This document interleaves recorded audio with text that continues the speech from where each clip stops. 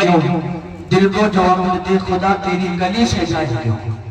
और आला हज़रत फरमाते हैं खाक होकर इश्क में आराम से सोना मिला, खाक होकर इश्क में आराम से सोना मिला, जान की यकसीर है उल्फत रसूलुल्लाह की, जान की यकसीर है उल्फत रसूलुल्लाह की। बहुत ही लायक मुबारक बात है अली जनाब मोहम्मद इश्तियाक साहब और तमाम तर कमेटी के हजरात जिन्होंने मुझे दावत दी, जिनकी दावत पर मेरी यहाँ हाजिरी हुई, अल्लाह मेरी हाजिरी को कबूल फरमाए।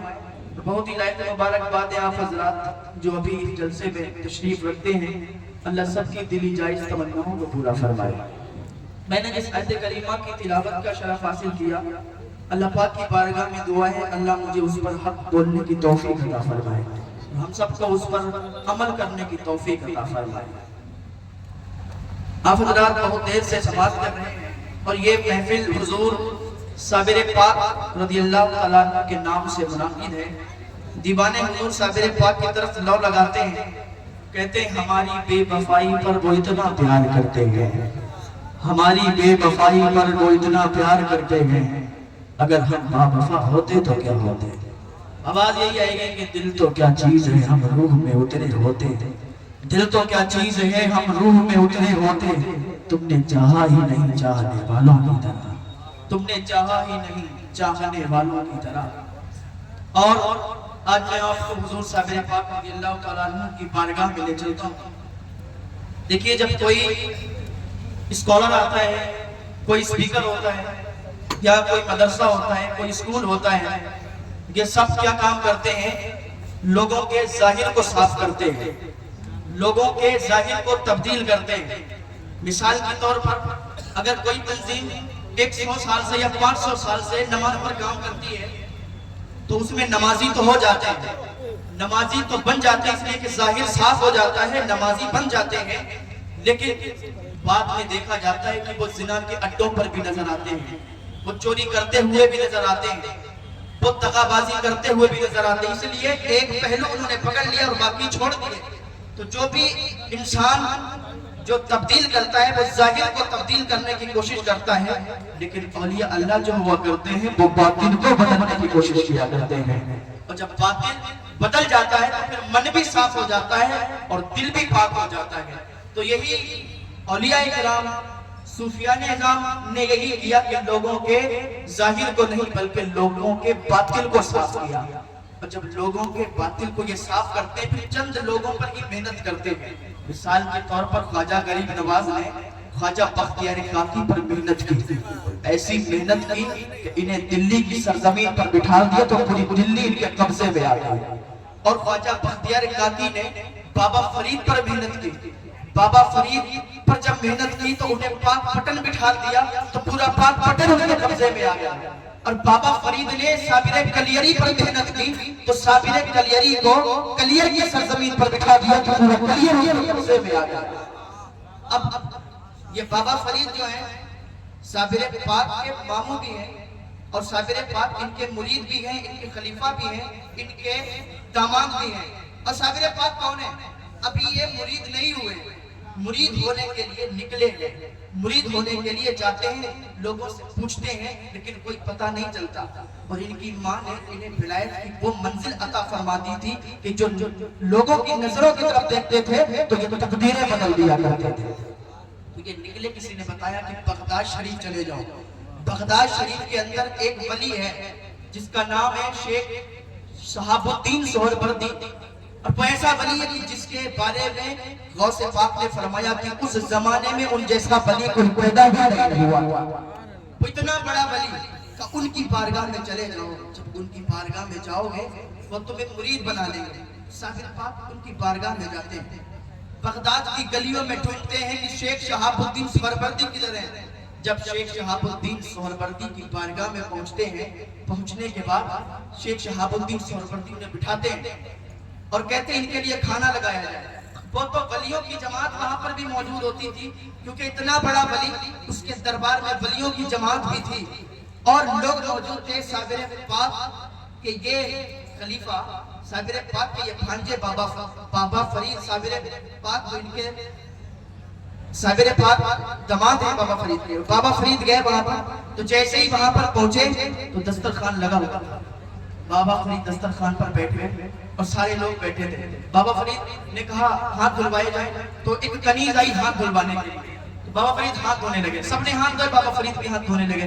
तो बाबा फरीद की नजर उस कनीज के ऊपर पड़ गई। जब उसके ऊपर पड़ी तो बाबा फरीद उसकी तरफ देखने लगे।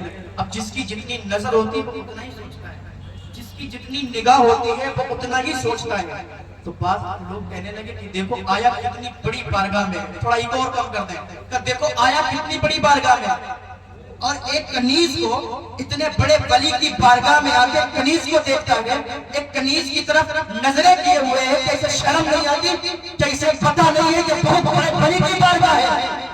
बाबा फरीद उसकी तरफ देख रहे हैं और हाथ धुल रहे हैं। पानी इको कम कर दे मेरे भाई, पानी गिर रहा है और ये नजरे में नजरे मिलाए हुए हैं। इधर कहने लगे दो जुर्म कर रहा है ये, और बाबा फरीद का नाम फरीद नहीं था, इनका नाम मसूद था। का मसूद दो जुर्म कर रहा है, एक तो पानी बर्बाद कर रहा है, दूसरा इस लड़की को देख रहा है।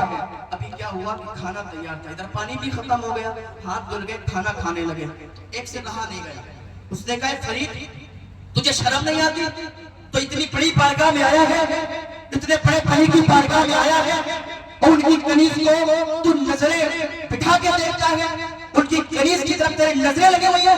तुझे पता नहीं है कि किसी औरत को एक नजर देखा नहीं जाता, तू उनकी बारगाह में आके उन्हीं की कनीज को ताड़ता है। बाबा फरीद को चला रहा, बाबा फरीद खड़े हुए, कल नफ्स के पुजारी सुन, मैं इसकी तरफ देख रहा था, मैंने देखा था इसकी नजरों में, लेकिन मेरी नजरें इसकी आंखों में नहीं जमी थी। जब मैंने इसकी तरफ देखा था तो नजरें गिरती रही थी, बल्कि नजरें मेरे महफूज पे पहुंच गई थी।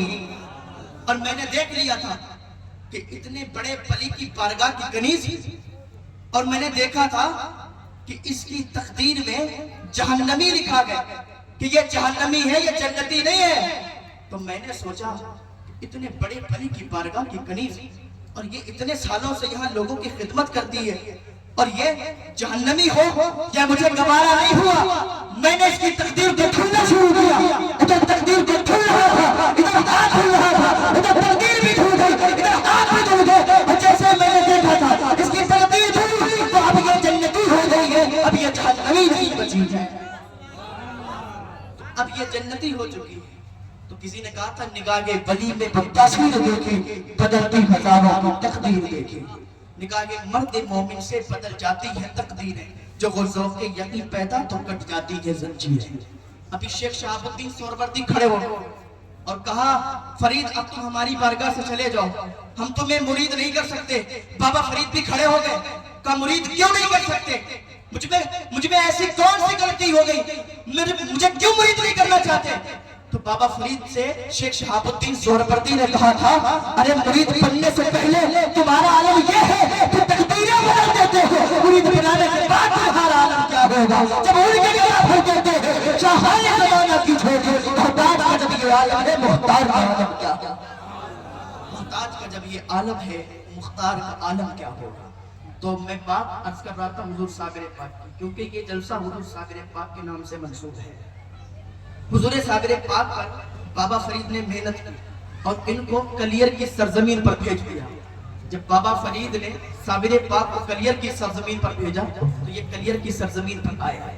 अब वहां पर लोगों में क्या था, एक तबका मालदार था और एक तबका गरीब था, लकड़ियां काट के अपना गुजारा करता था बेच के।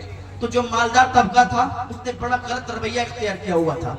वो मस्जिद थी, मस्जिद में आते थे, अपने मुसल्ले बिछाया करते थे, और जब टाइम होता वो नमाज के लिए मुसल्लों पे खड़े हो जाया करते थे। हुजूर साबिर पाक जब आए थे गुलजारी के घर रुके, गुलजारी थी, उसका काम था तेल बेचने का, उसके शौहर उसके बेटे का काम था तेल बेचने का। तो गुलजारी के घर रुके हुजूर साबिर पाक, और मस्जिद में जुमा का दिन आया तो नमाज पढ़ने के लिए गए। कम कर दीजिए, इसकी कहाँ गई इको वाला, क्योंकि इको में मैं नहीं पढ़ा। तो हजरत साबिर पाक जुमा के दिन गए मस्जिद में, जाने के बाद अगली सब पर बैठ गए। तो वो काजी तबर्रुक था, वहां का इमाम था। काजी तबर्रुक ने पूछा तुम कौन हो, कहा मैं अली का बेटा हूँ, मैं अली का बेटा हूँ, नमाज पढ़ने के लिए आया हूँ, और तुम मुझे इजाजत दो कि मैं खुतबा पढ़ूंगा, मैं तकरीर करूंगा, लोगों को हिदायत दूंगा, लोगों को समझाऊंगा। تو اس نے کہا کہ تم نہیں پڑھ سکتے، اس لیے یہاں پر سب میرا ہے اور میں ہی تقریر کروں گا۔ کہا اچھا، کہا تم جاؤ پیچھے بیٹھو جا کے۔ حضور صابر پاک کو پیچھے واپس کر دیا، واپس مسجد کے باہر کر دیا۔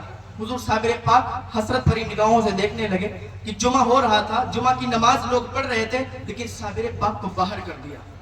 صابر پاک نے اللہ کی بارگاہ میں عریضہ پیش کیا، مولا دین لانے والے میرے نانا، مسجد میری اور مجھے ہی مسجد سے باہر کر دیا گیا، یہ کیا بات ہوئی؟ صابر پاک آ گئے، آپ نے نماز پڑھی، نماز پڑھنے کے بعد بابا فرید کو ایک خط لکھا۔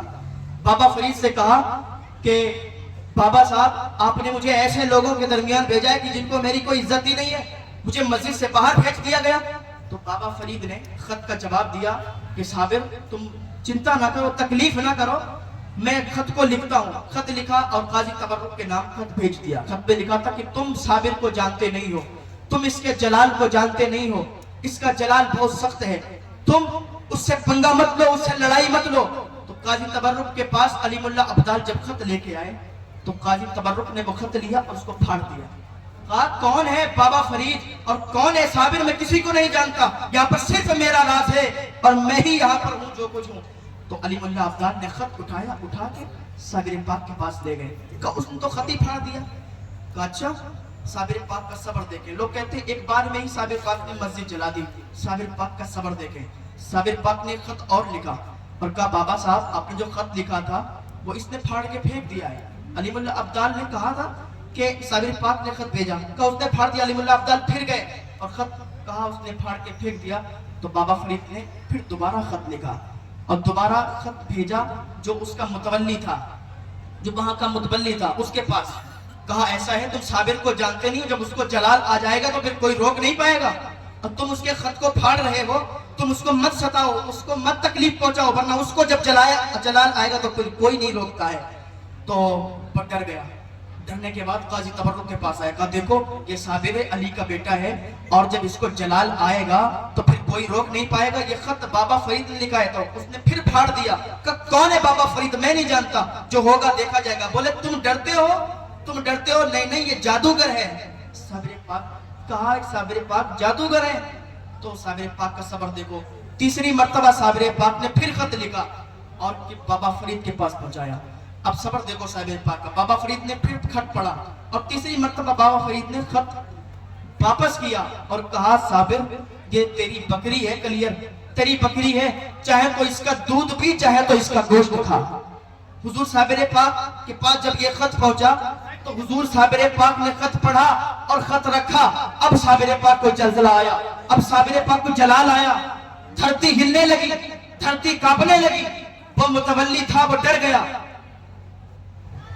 ادھر دیکھیے